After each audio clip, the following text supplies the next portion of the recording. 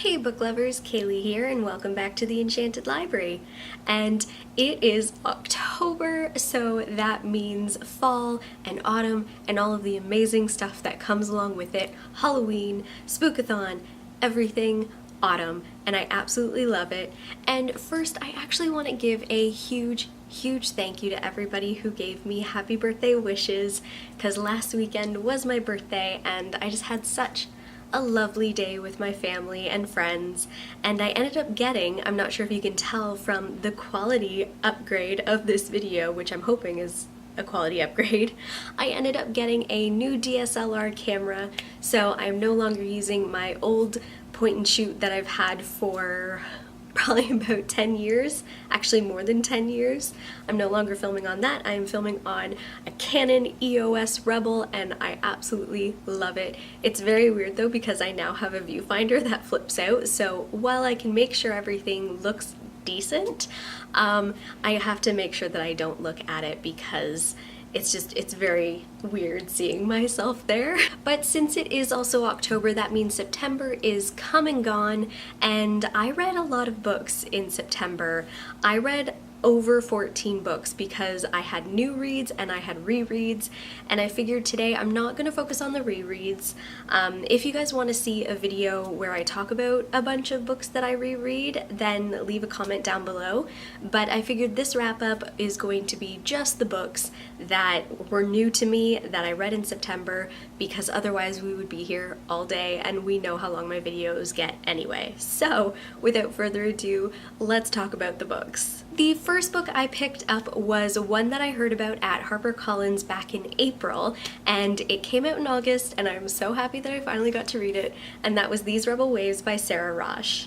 Now, this book is the first book that I have read with the subgenre of YA pirates, and I am so on board. I absolutely loved this book. I ended up giving it about a 4.5 on Goodreads out of 5, and the ending just had me breathless. Like, I was hyperventilating about the ending. I Snapchatted my friend afterwards and I was pretty much incoherent, and I can't believe I have to wait a year for the sequel.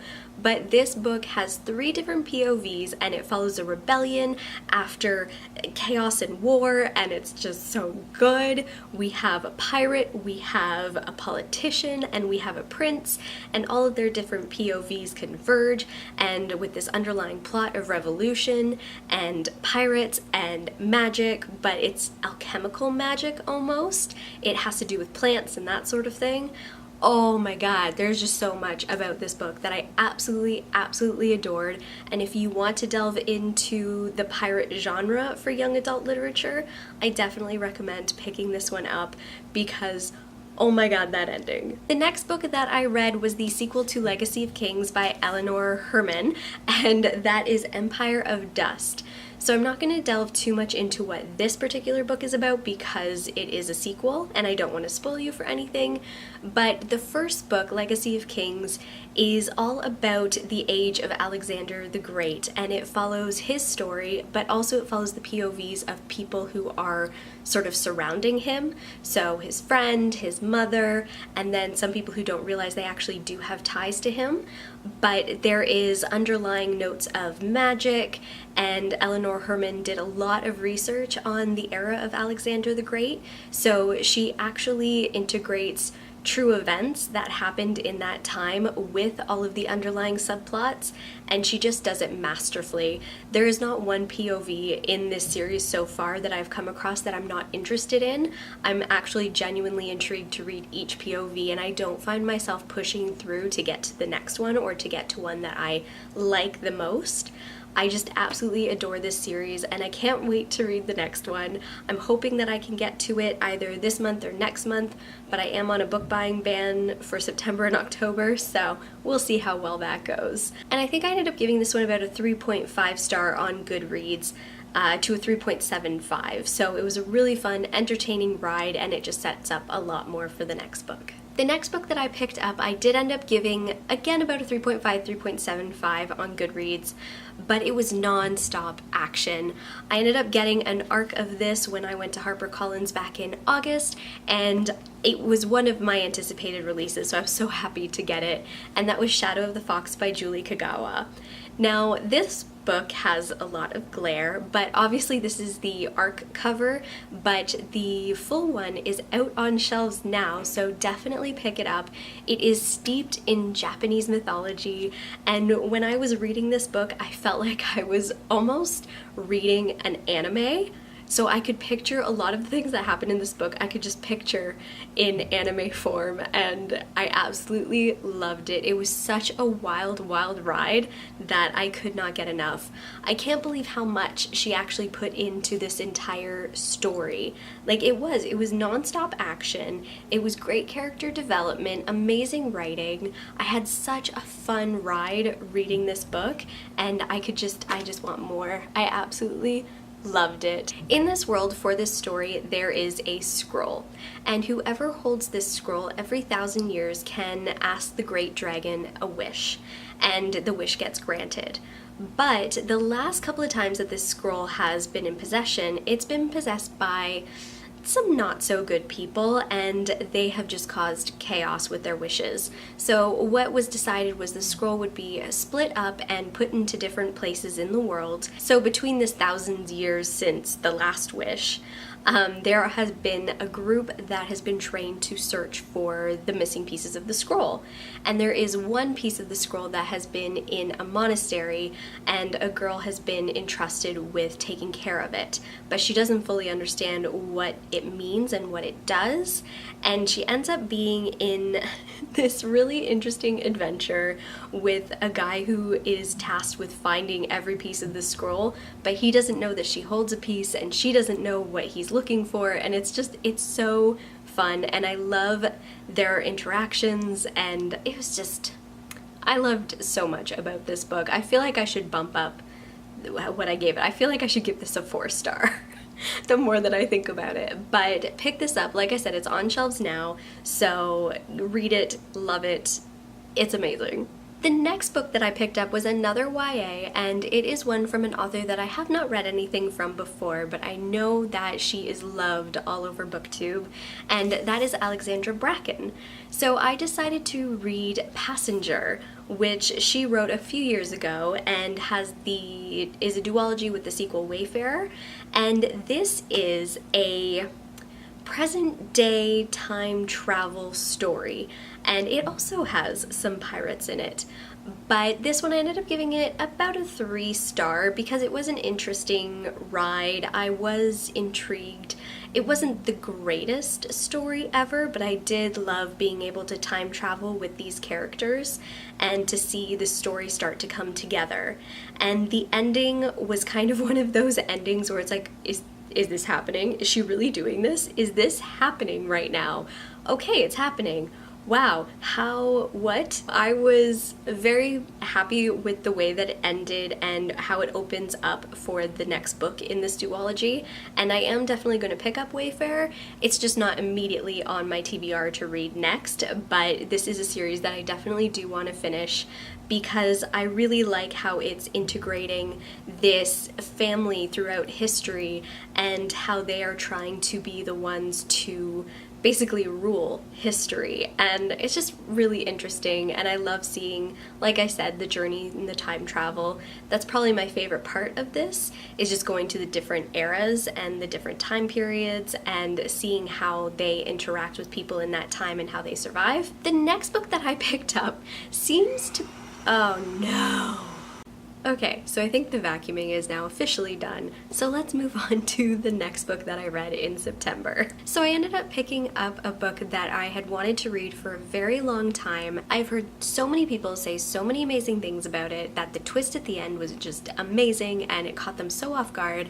And so I wanted to see what all the hype was about, but also it was a book that I wanted to read myself from a while ago. I finally ended up picking up The Kiss of Deception by Mary E. Pearson, and I ended up giving this book, for full disclosure, about a 2.75 to a 3. I really wasn't a huge fan of this book, which is very disappointing because I really wanted to like it. I thought that I would like it when I first heard about this a few years ago, but I mean, it kind of started off with this where there is no integrity to this book at all, even though I know that it's a paperback, obviously, but it was very annoying to hold. Like, that's a very small thing for me to get annoyed at, but it was annoying. And then, for the first half of this book, nothing happens. Like, it's just a day in the life of this girl. So basically, if you don't know what it's about, this follows a princess who is betrothed to a prince that she's never met before, and on the day of their wedding, she runs away because she hasn't met him, she wants to live her own life, and all of that jazz, which, hey, I'm super on board for. Trust me, I love that storyline. But her and her friend end up going to this, like, shoreside town, and she basically just becomes a tavern girl. So the first half of this book is her being a tavern girl and being interested in two different guys, and that's it. And then the second half is well, I'm not going to spoil anything, but it's just journeying, and it wasn't done very well. I was very, very disappointed. The only reason that I kept reading this book was because I wanted to know what the twist was. I needed to know what the ending was that had everybody so hyped. But ew, it wasn't good. I am going to finish this series because I kind of do want to figure it out, how everything ends up, because the last chapter had me intrigued. Like, if it was the last chapter the entire time, I would have been super on board with this book, but that was it. The main point that I felt like I needed to finish the book was to figure out the mystery, which I did end up figuring out early on, but it still had me second guessing myself, because the whole idea of the mystery is that these two guys have aliases, but one of them is the prince that she was supposed to have married and the other is an assassin, and she ends up having romantic feelings for both of these guys, but you don't know which is the assassin and which is the prince and who is good and who is evil. But I figured it out anyway. I just wanted to see if it ended up being right or not, and I was right. But I don't know. I was very disappointed with this one. I was expecting a lot more from it. My favorite part was about the last chapter, and my favorite part about that, without spoilers, is the desperation that one person has not to let another person be alone. That it just really, I felt like, was very important and a very good way that it was done. But other than that, that was like the only saving grace of this story. Everything else was very boring. Nothing really happened. But for whatever reason, I'm still intrigued to read the next one. And then from one disappointing read to another, but this time this is an adult fantasy book. Discovery of Witches by Deborah Harkness. This book, I think one of my updates on Goodreads for this was Twilight, PTSD, send help, please, sigh. That was my first update with this book. I mean, I know that there's no real new story. Things get redone multiple times, and it's very hard to find an original way to do something. But this book felt so blatantly like Twilight that I couldn't believe that this wasn't hit with copyright. Like, it was just so poorly done. You've got another possessive guy, and it's just, and this girl who's just like perfect for everything. Like, her blood draws because she's special, and I had so many issues with this book. I ended up giving it a 1-star on Goodreads because it was just bad. It got me so angry. Like, I haven't actually officially hate read a book before this. I mean, 50 Shades of Grey was very close. I have a trend. Apparently I don't like Twilight at all, because any book that has something to do or has some relation to Twilight I end up really hating. Gah! It was so bad. Like, hey, no spoilers, but she makes dinner for the vampire in this, and how does she figure out what he should eat? Does she ask his friends? Does she actually look into that sort of thing? No.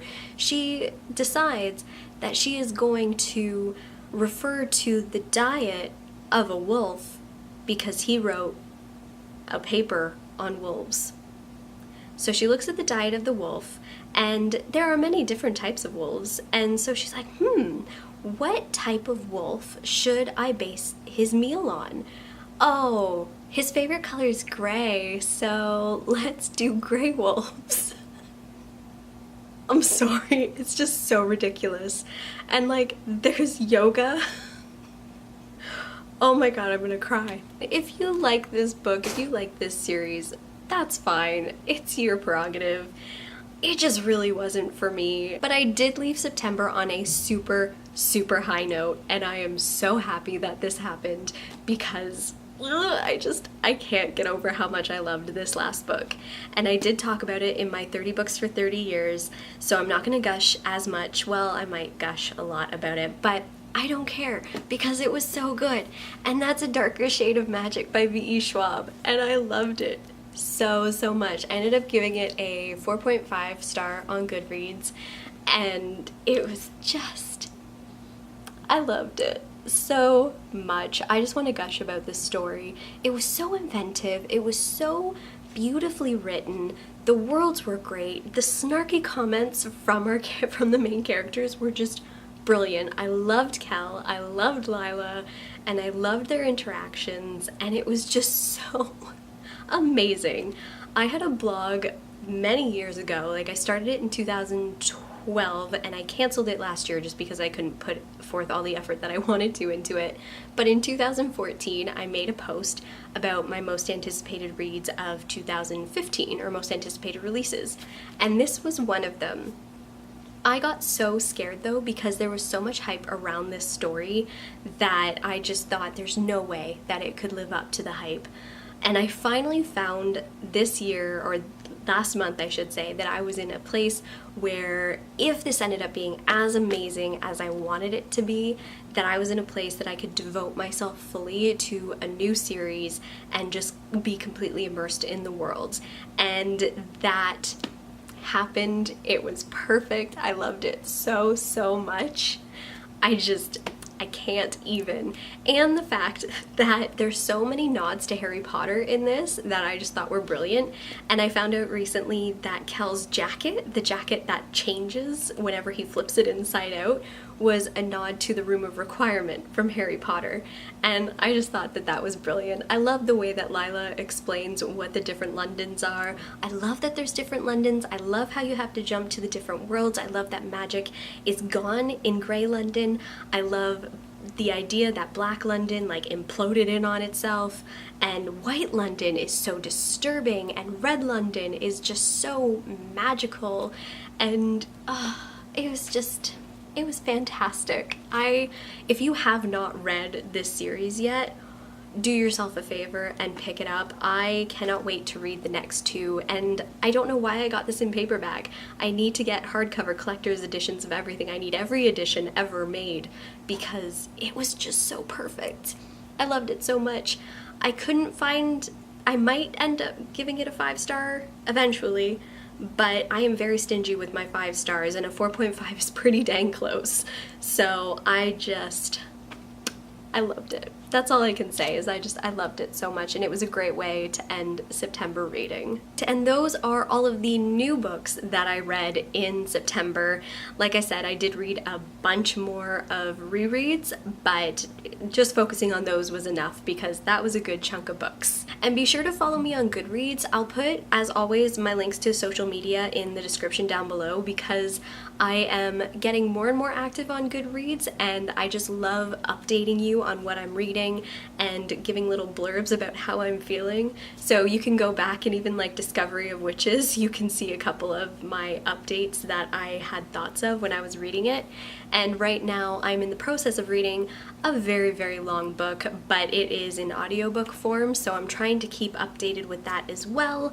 And I don't know, just follow me on Goodreads if you want to hear more thoughts about what I am reading and when. Also, don't forget to like this video and subscribe to my channel for more content. I put out new videos every weekend and some bonus videos here and there. And until next time, keep reading.